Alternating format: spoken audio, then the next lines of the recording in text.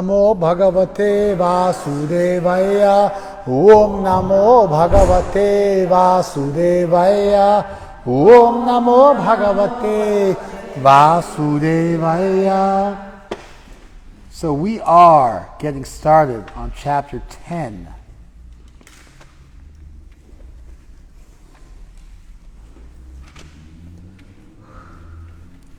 Listen again. Shrinu me bhuya. Listen again, O mighty armed Arjuna, Mahabaho.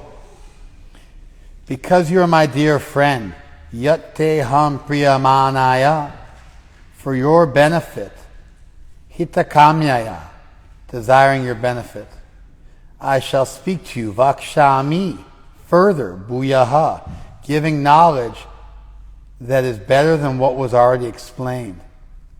Paramam vacha, giving my supreme instruction. So, like I said last week, these two verses, you're killing me, man. Come on. Like I said previously, the last verse of the 9th chapter and the first verse of the 10th chapter are the two verses in the Gita that are spoken twice. And they occur together. And so, at the end of the 9th chapter, Krishna says, Manmana bhava madbhakto madhyaji mam namaskuru mame vaishyasi. Think of me, become my devotee, worship me, offer your respects to me, and you will come to me. And then this verse occurs afterwards. Listen to my supreme instruction. Again, because you're so dear to me, I speak this for your benefit. At the end of the Gita, Krishna starts off with this verse first and says, I'm going to tell you my supreme instruction again because I love you so much, for your benefit. Listen carefully. It's the greatest of all secrets. And then he speaks. So it's like it's 1, 2, and at the end of the Gita it's 2, 1. You follow? A, B, and at the end of the Gita it's B, A. And an interesting thing is the word bhuya, which means again, further. And so in this verse, it's almost like I'm going to speak even further on the subject. And the last section of the Gita, I'm going to say it again. And so the meaning bhuya, different meanings, the same word are there. Because here it comes afterwards, so it means I'm going to speak further. Just like you might say, and again, and you tell more. So sometimes again means I'm going to speak more on it. And sometimes again means I'm going to repeat what I've said previously. Did you guys follow that or not? Did you follow that, Mason? Yeah. Did you follow it? Kat? You got a lot going on around you? Okay, we're just going to do it again. Because I'm looking at you guys. I don't think you followed it. Go to chapter 9, text 34.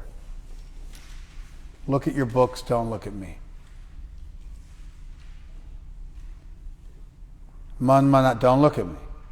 Manmana bhava madbhakto madhyaji mam namaskuru mame vaishyasi. You see that? Okay. That is repeated at the end of the Gita. Manmana, think of me. Bhava madbhakta, be my devotee. Madhyaji, worship me. Mam namaskuru, offer your namaskar to me. Mame vaishyasi, you will come to me. See that? Nice and clean, right? Okay. Now, flip to the next verse. Look at the Sanskrit. Bhuya eva mahabaho, O great armed one. Further, shrinu me, listen to me. Paramam vacha, my supreme instruction. Yatte aham. You are to me, priyamanaya, very dear. Because you are very dear to me, is what the meaning is here. Because you are very dear to me.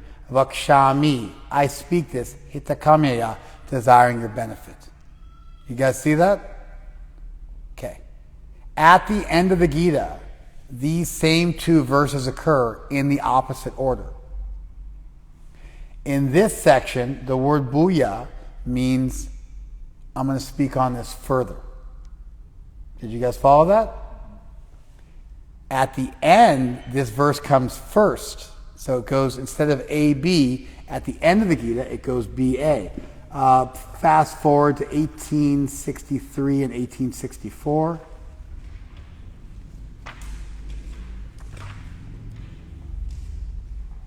Excuse me, 64 and 65, my bad. You're looking at the verse? Sarvaguhyatamam bhuyaha. Again, the greatest of all secrets. Shrinume. Listen to me, paramam vacha, my supreme instruction. Do you see the word shrinume, paramam vacha, and bhuya are common? Those words are common, right? Ishto asti medradhamiti. Tato. You are so greatly loved by me, therefore, vakshami. The same way I am speaking. Tehitam, for your benefit. The last one said hitakamiya, desiring your benefit. This one says tehitam. The word hitam means benefit. And so it's the same idea. And then the last one was te priyamanaya, you are very dear to me. And here it's ishta asime jyotamiti, because you are dear to me. So it's the same ideas. So in the first section, it's worship me, become my devotee, think of me, offer your homage to me, and you'll come to me. And I'm going to speak further on this subject, my supreme instruction. Listen carefully. Desiring your benefit, I'm speaking further on the subject. At the end of the Gita, it says, the greatest of all secrets, again, I'm going to say it again, because I love you, I'm saying it for your benefit. Listen to me, my greatest instruction. And then the instruction is the same. In the first section, the word bhuya means further. I'm going to speak further on it. At the end, it says I'm going to say it again. Did you guys follow? Did you follow it that time? These are the only two verses in the Gita spoken twice, like this, and they have a bunch of special language, supreme instruction, desiring your benefit, the greatest of all secrets, saying it again. And so the verses are very significant, and they deserve attention, and we just covered them last week, and so I want to warm up by covering them again this week. Did you guys follow that?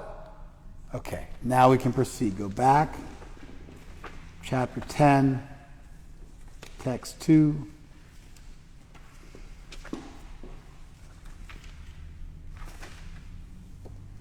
Neither the host of demigods nor the great sages know my origin or opulences, for in every respect I am the source of the demigods and sages. Okay, what's the value of this verse? How does this verse fit in?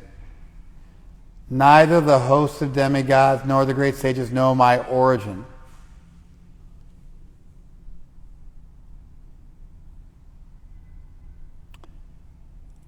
For in every respect, I am the source of the demigods and sages.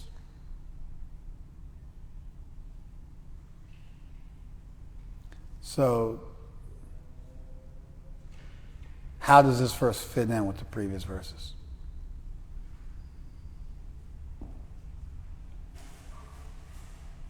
Yeah.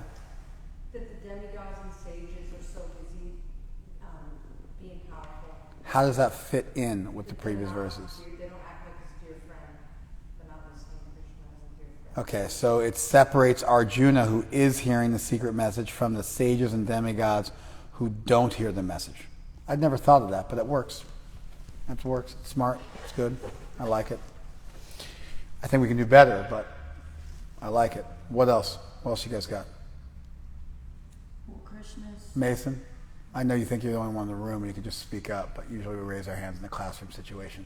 Go ahead. Even the host of the demigods and the great sages have to follow the same supreme instruction.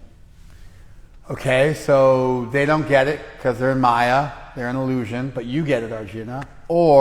And this instruction is for them as well. It's not bad, but there's no indication here that he's saying it's for them as well. He's just saying they don't get it.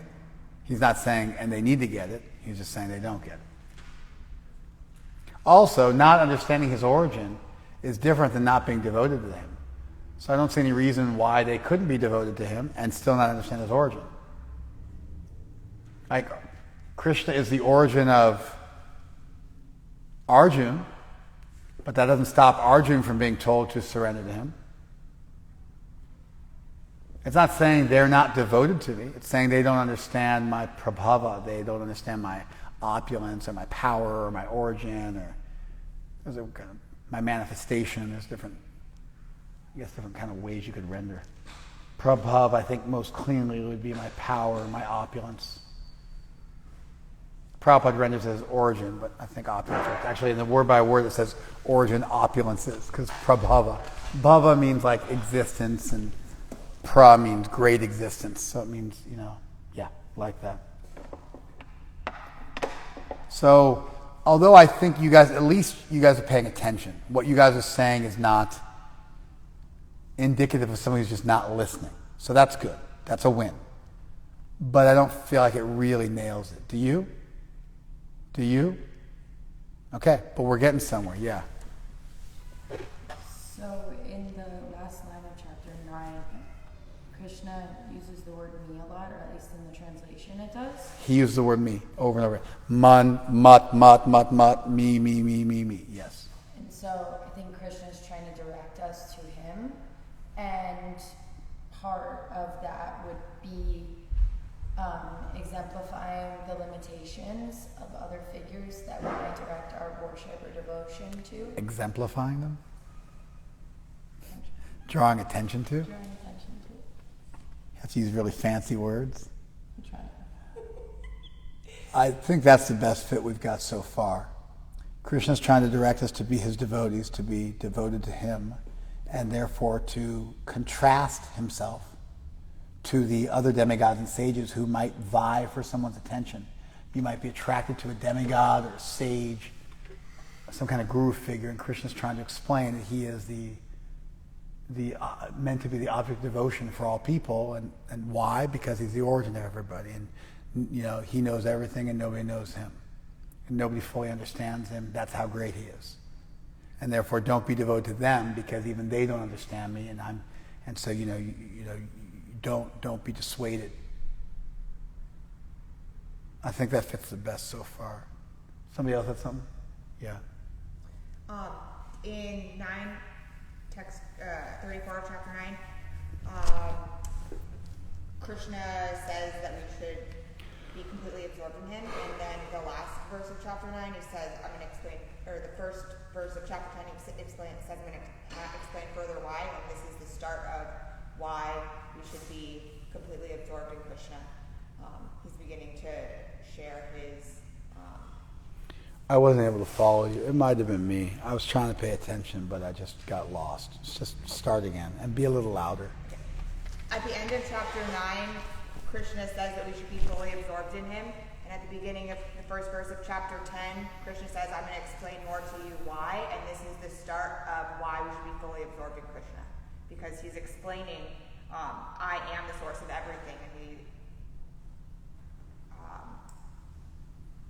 just starting to give us reasons about why we should be absorbed in Krishna. I think what you said made sense. Somehow the cadence of your speech makes me think you're wrong. Just when people say stuff with question marks and self-doubt, even they get the right answer, it's just like, I don't want to give you credit for the right answer because it's like disturbing. You sound, the cadence of your voice is that you gave the wrong answer. I can give it again, but I don't know that you would like me to try again. No, we're good. I think 2 strikes and you're out. Yeah, you got something. Did you hear that, Tadeo? You couldn't even really hear it, right? Such a lack of confidence, even though she's sitting right next to the mic, you still couldn't hear it. I don't know. We've taken too long. I'm getting frustrated. I like that you were paying attention. So, you said, what did you say again? That they're not his dear friend. Oh yeah, Arjuna's a dear friend, but they're not, so they don't get it what Arjuna does. Okay? However, he doesn't say that they don't get to be devoted to him. He just says they don't understand his power. Then your argument was? Even the most powerful figures have to Oh yeah, okay, so yeah, it's like, this is true for everybody. But he doesn't say that. He doesn't say they need to be devoted to me as well. He just says they don't understand me, my opulence, and I'm the origin of them. Okay, and then you said... Our devotion should be directed towards Krishna rather than... Yeah, so let's contrast Krishna to demigods and sages who might otherwise be the object of devotion. It's like the Baals and the Ishtars of the Old Testament, the Hebrew Bible, the Babylonian gods, and the Babylonian idols. And the Jews were saying, no, don't be devoted to them. Be devoted to Yahweh. And so it's like that kind of a thing. Okay? And then you said... that this is Krishna starting to almost like glorify himself about why we should be surrendering to Krishna. Yeah, I think what's happening here is just, it's pretty simple actually. I think you guys unnecessarily complicated it. Krishna said, I'm going to talk further about myself. And so now he's just talking further about himself. And these demigods and sages aren't awful people, necessarily. At least not yet. But as he's talking about how great he is, these great demigods you see, yeah, I'm actually their origin. And I'm so powerful, even they don't quite get it. It's like, and so, but I'm about to explain to you, and all this information, it's like, it's secret stuff. So pay attention, listen up. If I say, I'm going to tell you further about my glories, and even the great demigods don't understand my glories, what would you think you're supposed to do at that point? Listen carefully. There was no need. I thought all you guys kind of did a bit of this. There's just no need for it. It's easy. Surrender to me, be my devotee. You'll come to me. I'm going to speak further because I really want to help you. Hey, even the greatest personalities in the world don't understand what I'm about to lay on you. Because I'm their origin. If I'm their origin, I'm therefore Bigger than? Above them. This is an interesting thing. This gets into the great chain of being and pseudo-Dionysus, the Areopagite. Look him up. It's a real thing. There was a Syrian disciple of Paul from the Bible. Paul preached in Syria. Did you guys know that?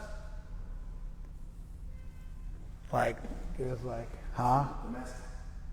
Damascus, and there's Paul's letters to the Galatians, and there's like all these, if you look up, it's all in Turkey and Syria. It's all up in that Antioch. It's all up in Turkey, kind of eastern Turkey and Syria. It's a huge part of the church was up there. Paul was really active in that area. And that became what's called the Eastern Church, which separated from the Western Church. The Western Church was located in Rome. And the Eastern Church was located in Constantinople, also known as Istanbul. That's right. And the Eastern Church broke from the Western Church in 1034 AD, if memory serves correct, because the Western Church said the Pope is the best. They said a few things, the infallibility of the Pope and the primacy of the Pope. But anyway, they say it was the best. And the Eastern Church said, wait a second, hey, no. And they broke. And there's hundreds of millions of guys in the Eastern Orthodox Church. The Eastern Orthodox Church is the church I was raised in. And there's a huge preaching mission over there. We don't know about it because of a little something called the Ottoman Empire. And so that whole place got Islamized. And Constantinople became Istanbul, and Turkey is a secular country, but its entire population is Muslim, and it just kind of fell off the map. There was a huge white slave trade. They used to pull slaves from France and Spain and even England, and they would take them up through the Mediterranean up to Istanbul, and there was a massive white slave trade. Millions of slaves were traded through the white slave trade. Nobody knows about that either, because they didn't make it over to the New World, so we didn't know about it. But there was a massive white slave trade. There's all these stories of people getting plucked off the beaches. You never heard about that, right? Yeah. I mean, Google it. It's a real thing. So, Paul did a lot of outreach. I don't even know where was I going with this? Pseudo-Dionysus, that's right. So he was a Syrian 5th century Neoplatonic scholar who pretended he was a Christian because it gave his writings more authenticity. He wasn't actually a follower of Paul, who was active in that area. He was a Neoplatonic scholar, a follower of a guy named Plotinus, who was a follower of Plato, Plotinus. And they were impersonalists, Western impersonalists. But if you wanted to have a little bit of street cred and be a popular author, you had to be a Christian, because the Christians were enjoying a lot of fame. So this guy wrote that he was a disciple of Paul, but he wasn't. And so his books were considered to be canonical for almost 1,500 years. And they were part of the Catholic Church, who then had to deal with this guy's texts and the radical Platonic philosophy that was espoused. Of course, Thomas Aquinas was a huge fan of Aristotle, so it wasn't like Aristotelian and ancient Greek thought was all over the place. But Plato's way different than Aristotle. He had a bunch more ideas, which are in a lot of ways fundamentally at odds with Christianity and some of their ideas. And so they had to syncretistically take these two doctrines and put them together, because this guy was a follower of Paul, and they found out about a century ago that the guy was a fraud and he wasn't actually a follower of Paul, and now his works are no longer said to be canonical and authorized by the Catholic Church. So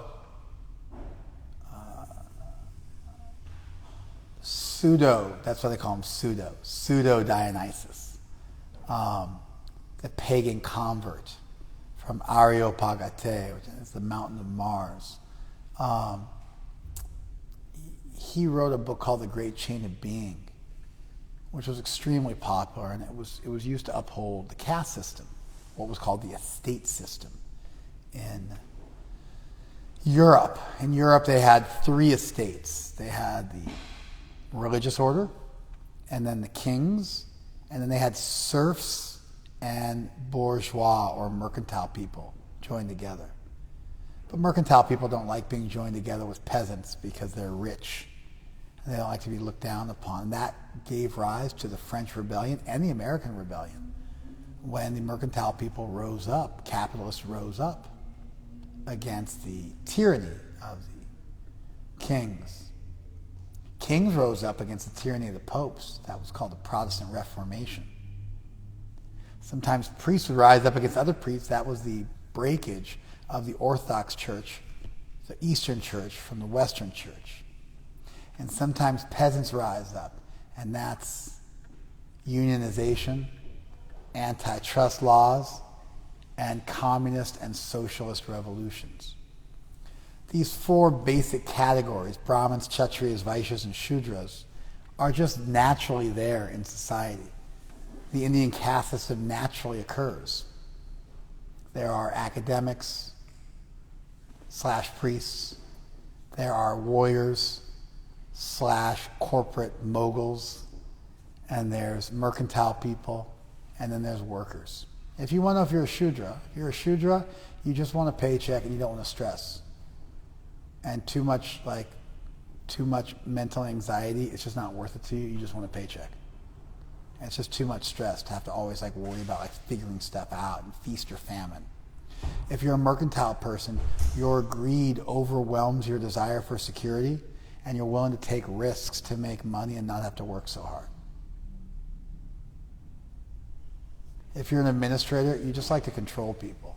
If you can make great money doing it, that's fantastic. But you really like to control things. You're like a fiefdom. You want to control stuff. And if you're an academic, you just like to think.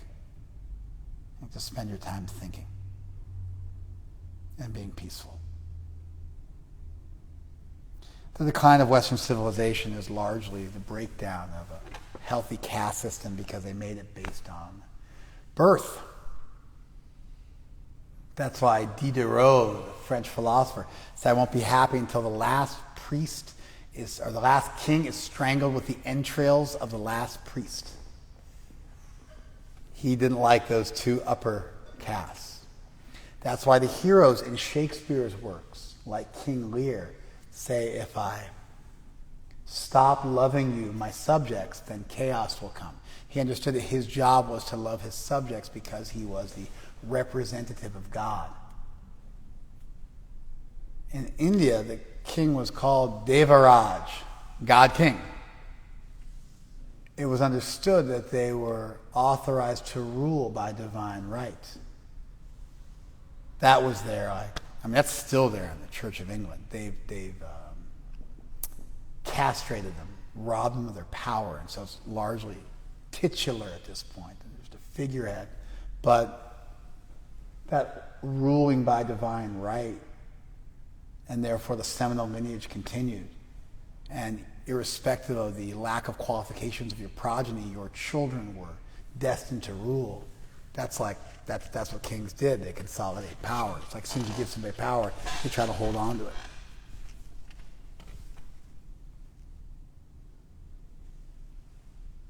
You guys following this? So, Dionysus wrote a book called The Great Chain of Being. And in it he explained that God was ultimately logical and gave rise to a logical world. And therefore, if God created any beings, he would create all beings. And so if you looked at all beings in existence, they existed in a great chain. And in that great chain, everything found its place. And by knowing your place in the chain, you were then connected to God, who is the origin of the chain. And at the bottom of the chain were insects.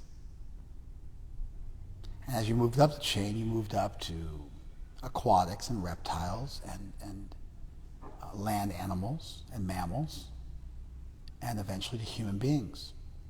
And within human beings, there was the serf and the mercantile and the king and the priest in a great chain. And everybody had to be subservient to the others. You follow this? And then above human beings, there were angels. 9 different levels of angels, from seraphim and cherubs and archangels and angels. They had a whole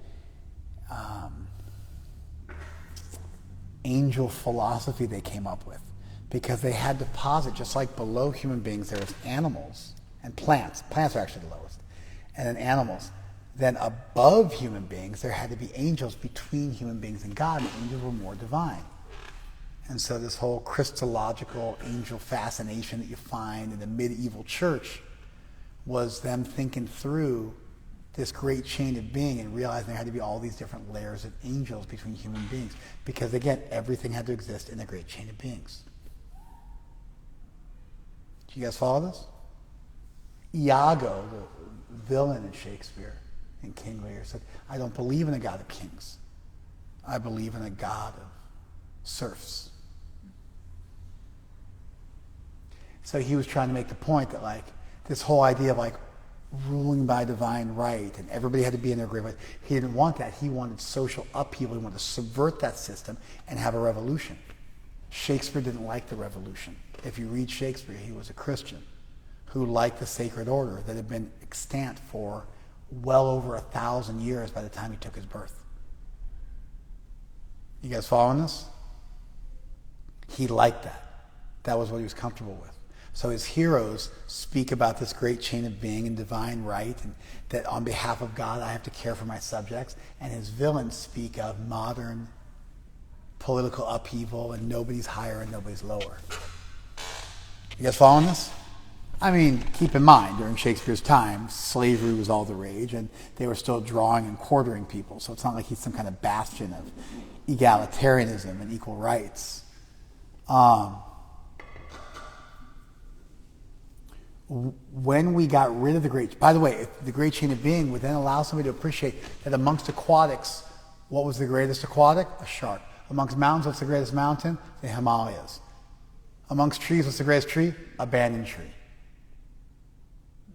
And so the 10th chapter that we're just about to read, where Krishna explains himself to be the superlative exemplar in scores of categories, for someone who is familiar with this work of Dionysus, they'd be able to appreciate that. Like, what does Krishna mean when he says, you know what I mean? Amongst weapons, I'm the thunderbolt. Amongst this, I'm this. Amongst that, I'm that. What does he mean? Amongst luminaries, I'm the sun and the moon. Like, what does that even, what does it mean? It means that whenever you look around the world and you see the best of something, that's a little fingerprint of God existing at every stage in the great chain of being through his creation, and everything is in a perfect harmonic chain. Now, when Darwinian evolution became all the rage, the great chain of being remained. They just got rid of God.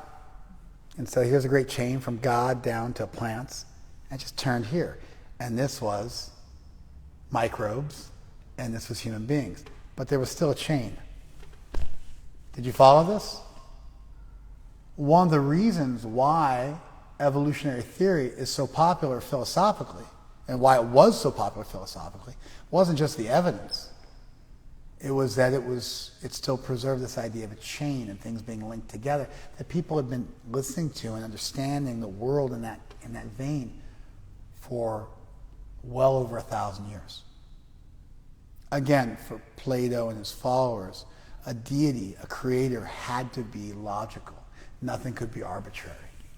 The deity was, in a lot of ways, more logical than loving.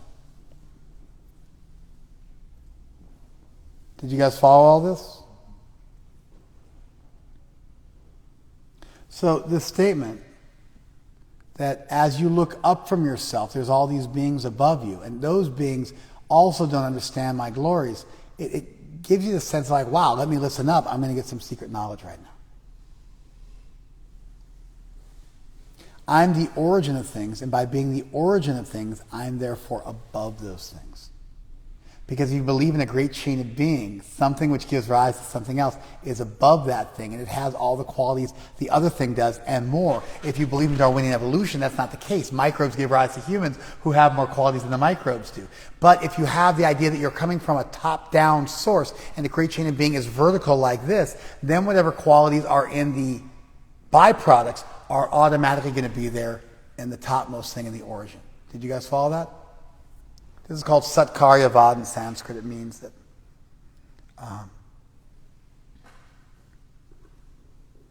that the qualities that you find in the effect exist in the cause. Whatever gave rise to something has to have those qualities. Things don't evolve from nothing by random genetic mutation. The Vedic world is a world of telos, of purpose. It's a world of order.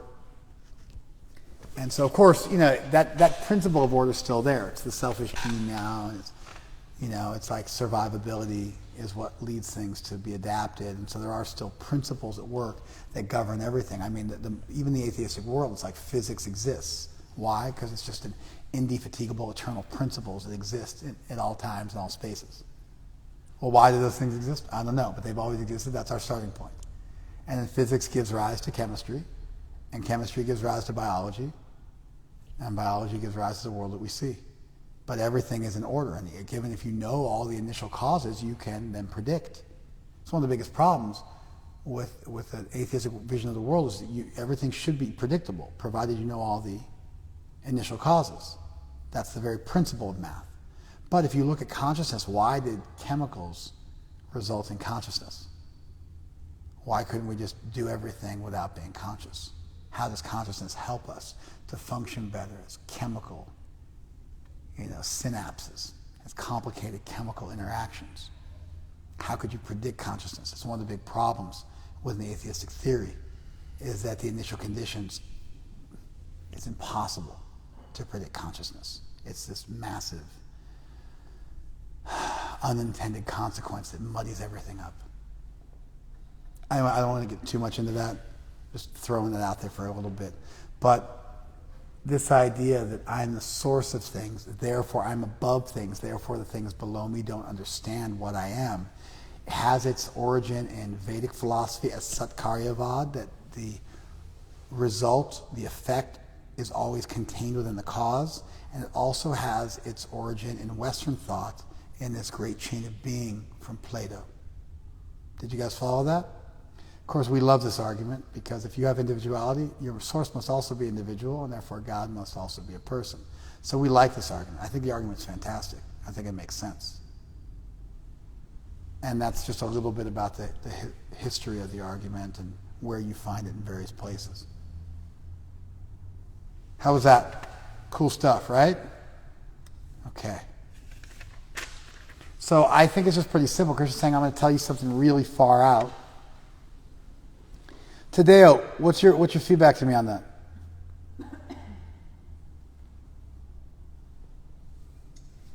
Thank you, Prabhu. I really enjoy and learn from everything you said, historically speaking, and what Krishna is doing here. It just seems to be congruent with what he always does. When he's introducing a topic, he always praises the value of that topic to grab our attention. So.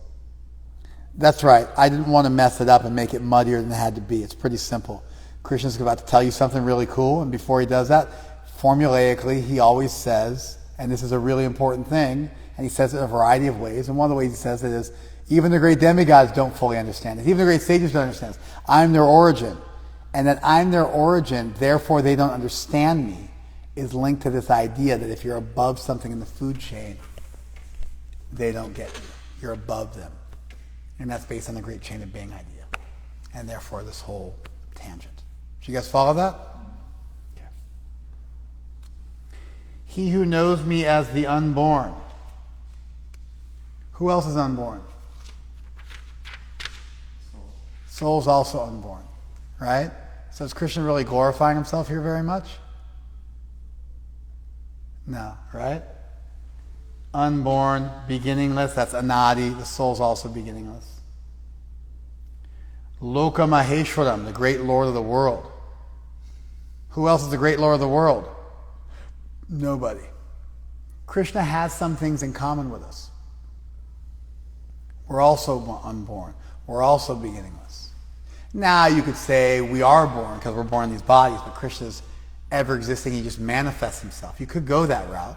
But the soul is literally described in the Gita as being unborn and beginningless. And so there's nothing wrong with ascribing those qualities to the self as well as God. And so Krishna, we have some things in common with Krishna. That's not bad. And then Krishna has things we don't have. Again, if you are the origin of something in Satkaryavad philosophy, if you're the origin of something, you have everything the byproduct has and more. You follow? So Krishna has some qualities we have, and he has further qualities that we don't have. Does that make sense?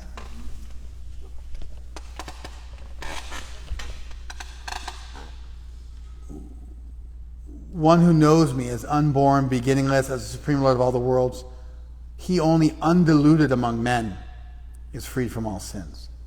So if you know me is to love me, to know him is to love him.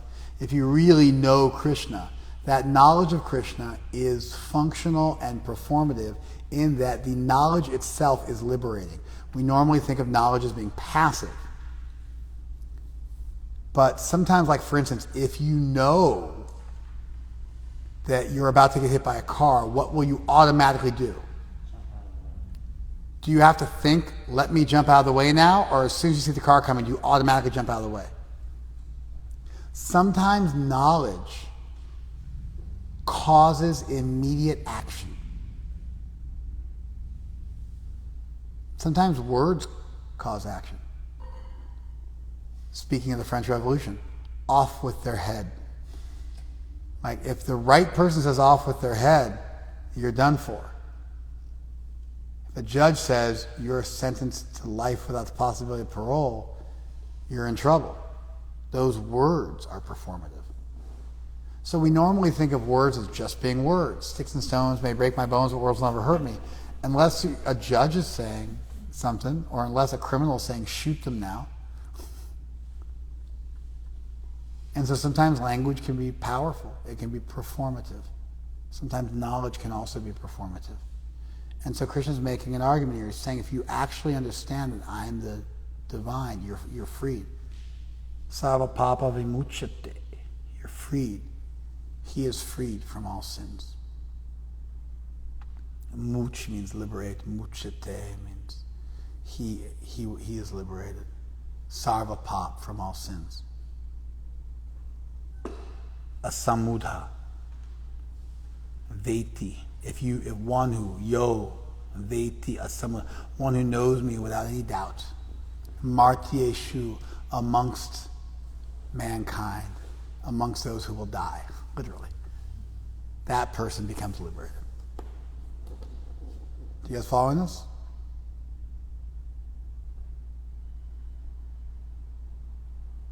Okay. So, therefore, this knowledge is so powerful, and even the demigods don't have this knowledge. So you should listen up with gravity, very soberly. You should pay attention. I didn't see any need to. You guys did a whole bunch of complicated stuff. I thought it was just pretty simple. Krishna's introducing. He's going to talk, and when he's going to talk about something, he always tells you how important it is, what he's going to say. Sometimes I do this to people. I say, listen up. If I'm saying something which is complicated or really important, I'll tell people to listen up.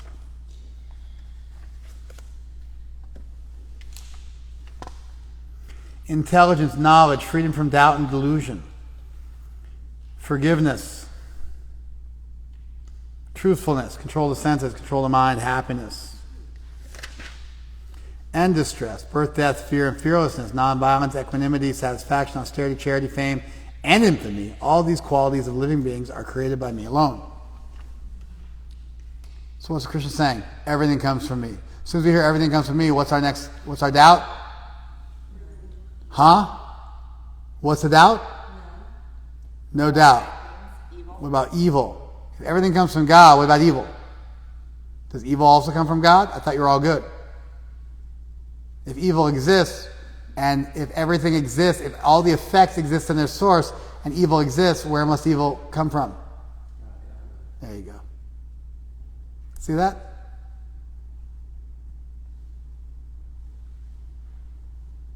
I don't want to spend a bunch of time on a theodicy, on different theodicies. We're just going to leave that. I've spent so much time dealing with the problem of evil. I don't feel like doing it today, so we're just going to skip it. Hopefully you guys won't become atheists.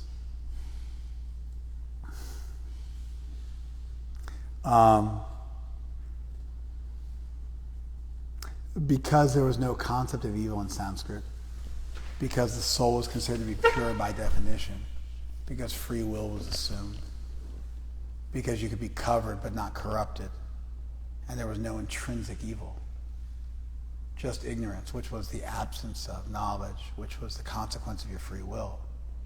Therefore, Krishna could stay on the source of everything without worrying about immediately dotting I's and crossing T's and putting a bunch of disclaimers in place and caveats.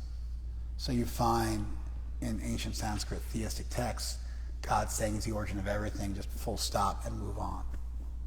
And it doesn't give the same kind of disturbance to somebody from this tradition with the worldview of these people that it gives to somebody from the West who has the conception of a fundamental, intrinsic, eternal evil, and a lot of times a personification of it in the form of Satan. It's just not there. You guys following this? Okay. So Krishna's owning everything. Everything comes from him. The 7 great sages, and before them the 4 other great sages, and the Manus come from me, born from my mind, and all living beings populating the various planets descend from them. So when Krishna is saying he's the source of everything, he's naming the people that Arjuna might think are the source of things, and he's saying actually he's their source. See that?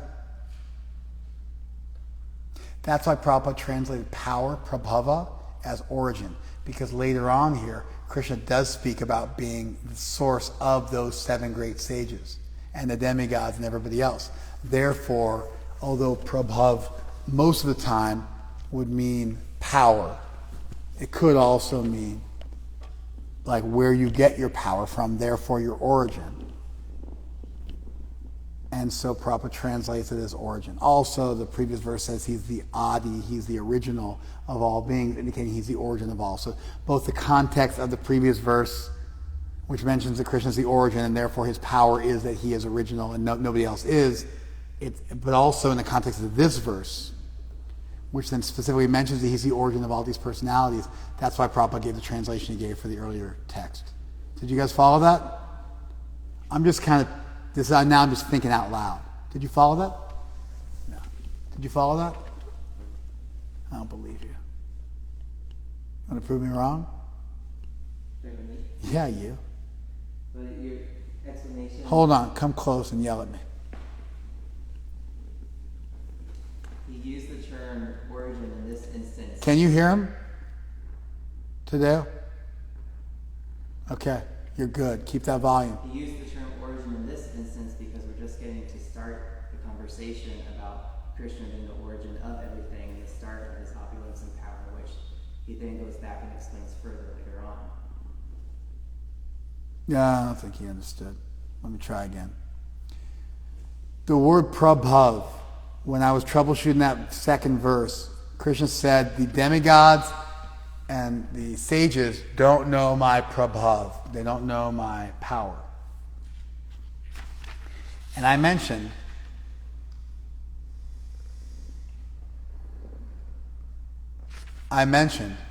that Prabhupada translated the word power as origin.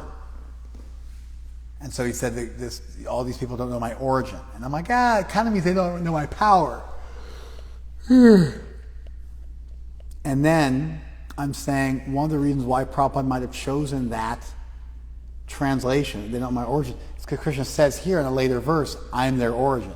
Therefore, one of his powers is that he's their origin, and he states it here. And so that would inform Prabhupada's translation of the previous verse and color the way he translated an enigmatic Sanskrit word, which could be translated in any number of ways.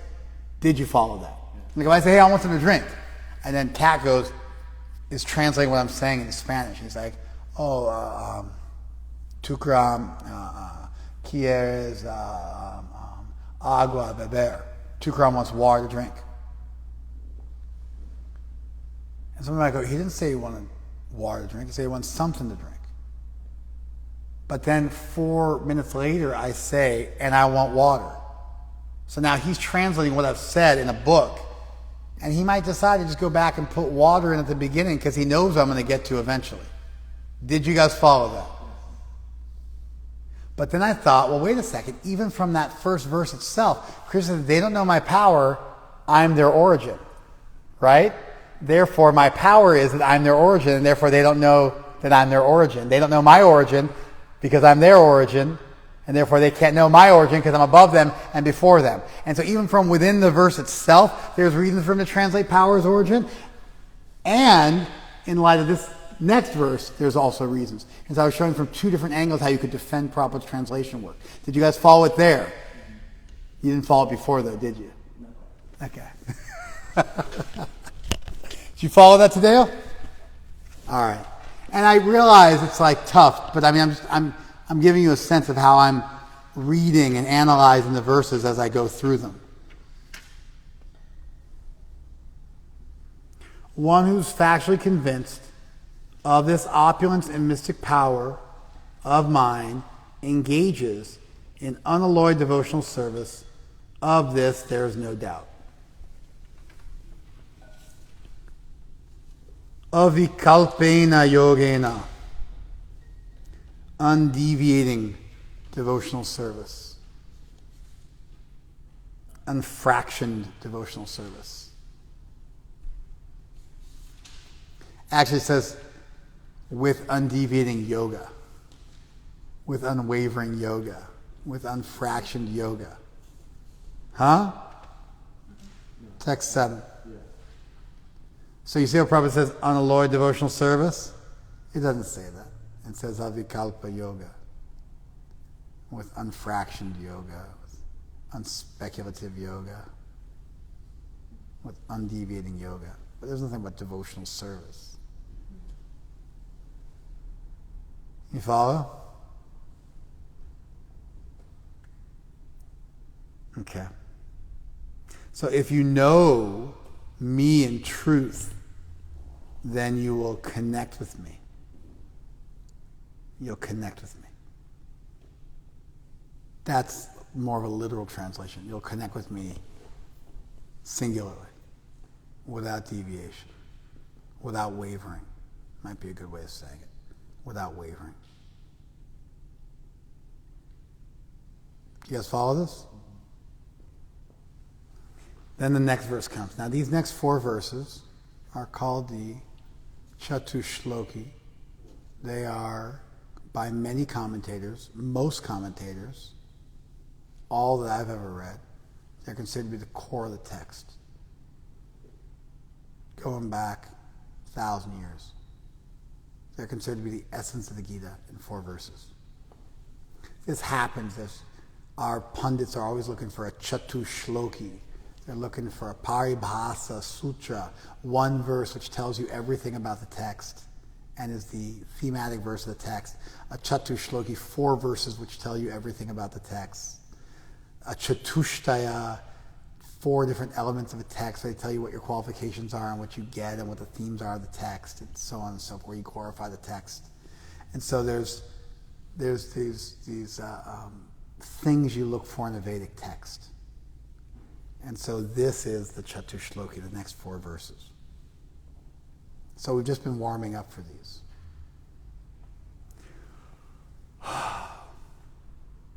I'm the source of all spiritual material worlds. Everything emanates from me.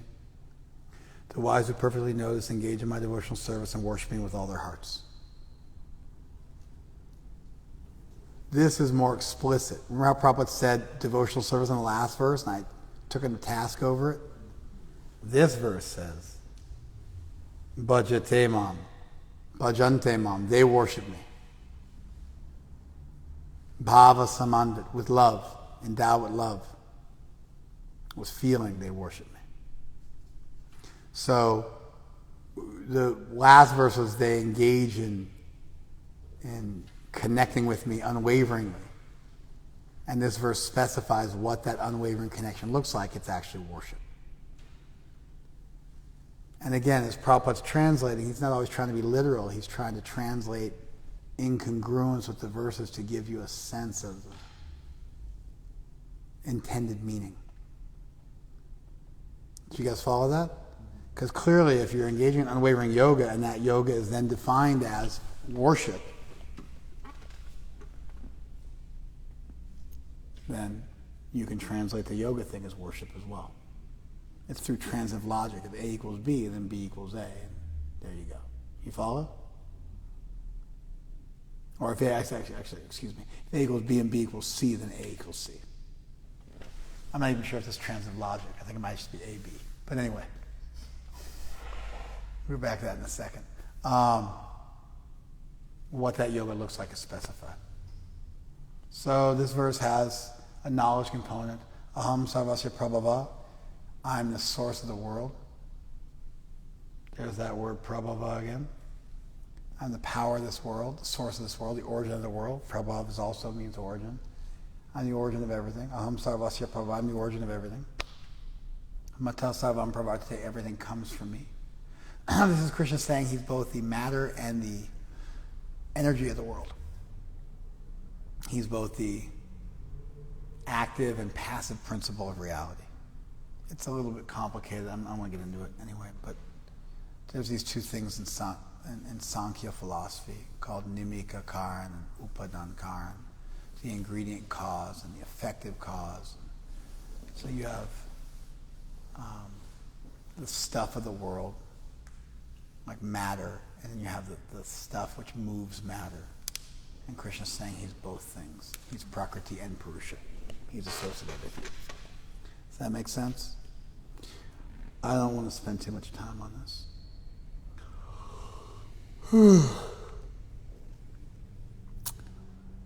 We'll save this for next week.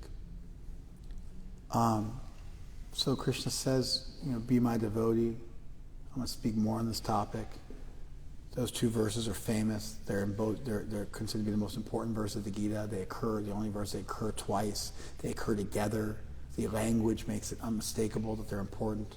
Supreme instruction, greatest secret. Because I love you so much, for your benefit. I'm going to say it again. Both the fact they occur twice together, and this kind of emphatic language is used around them, clarifies that they're meant to be taken as Krishna's supreme instruction, the greatest of all secrets. And then Krishna starts to speak further. And he's going to speak further. He's going to tell us about what a wonderful person he is.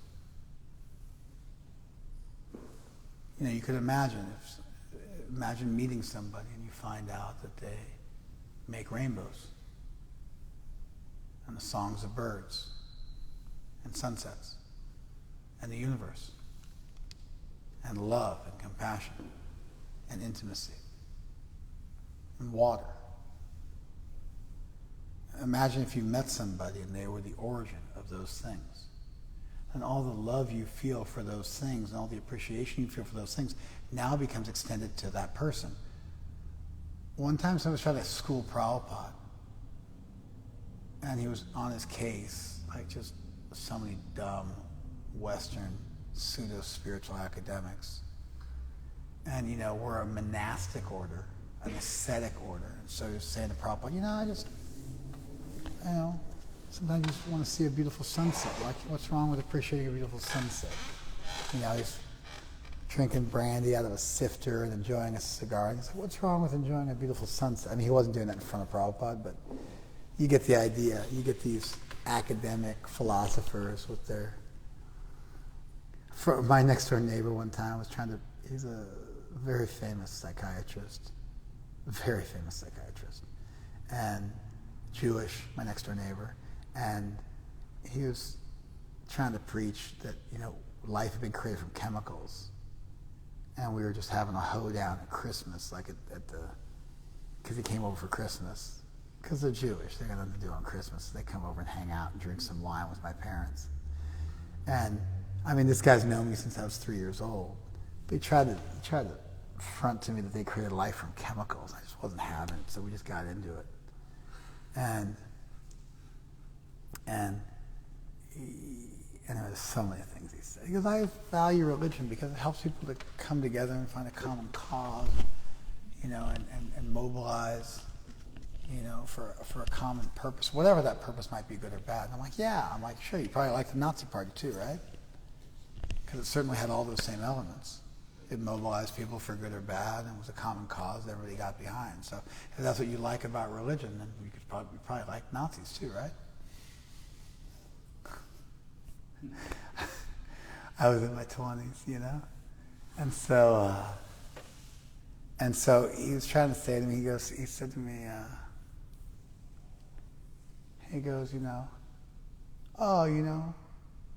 I'm kind of spiritual in my own way. I believe, we're the flowers of the universe. And his wife was there. Her name's Rowena. And she's like, would you shut up with that crap? She's like, that crap didn't work on me in college, and it doesn't work on me now. She's like, he read this in some book in college. He said it because it sounded kind of sexy and cool, but there just wasn't a whole lot behind it. So anyway, this guy was meeting Prabhupada. He's like, what's wrong with appreciating a beautiful sunset? What's wrong with that? What's wrong with smelling a beautiful rose? He thought he was being all deep, and his woman wasn't there to shush him and tell him he was an idiot. So I'm reminded that this guy did the same thing with me. And Prabhupada said, wouldn't it be amazing to meet the person who painted the sunset? Wouldn't it be amazing to meet the person who made the rose? Not painted like an artist, but actually the sunset painted that. God. Everything beautiful you find in the world, everything amazing, everything worthy you find in the world. You reconcile the bad stuff. You figure that one out, so you can blame yourself or see the good behind it, whatever. But then you find all the really interesting stuff, the amazing stuff, and there's a person who made all of that.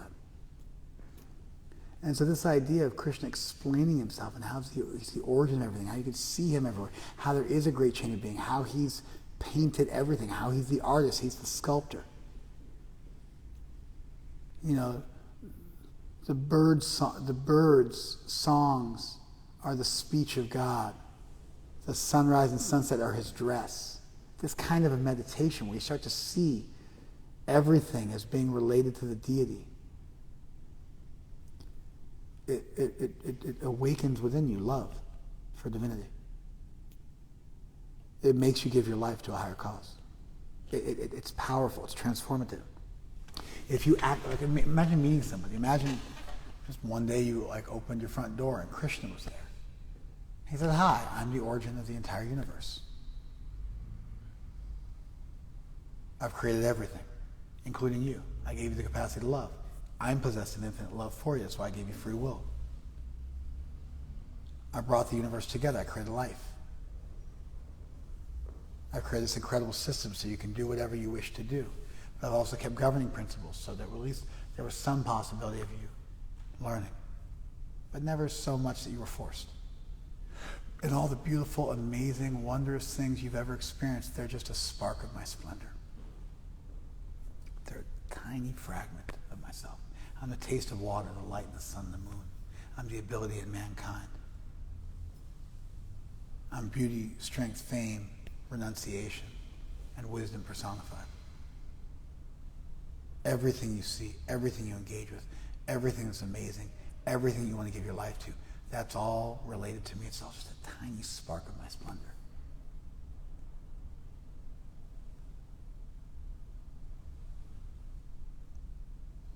You follow? The result of you understanding that, if you actually understood that, would be you'd have to become a devotee.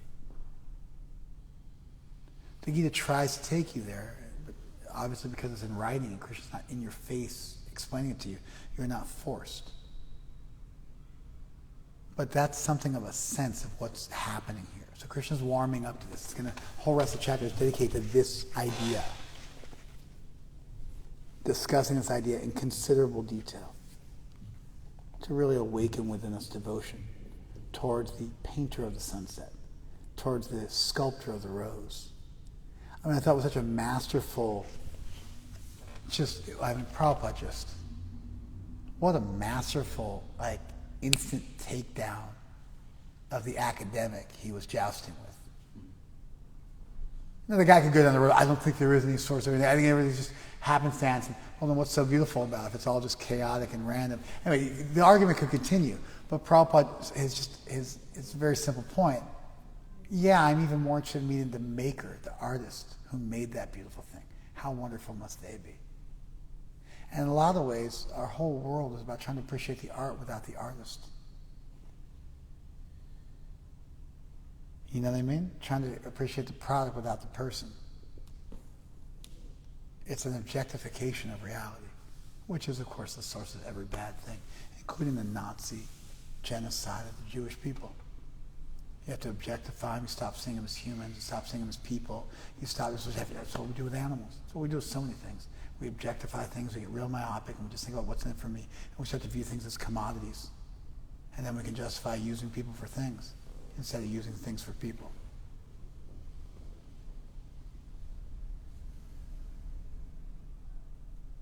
All right. Thank you, guys.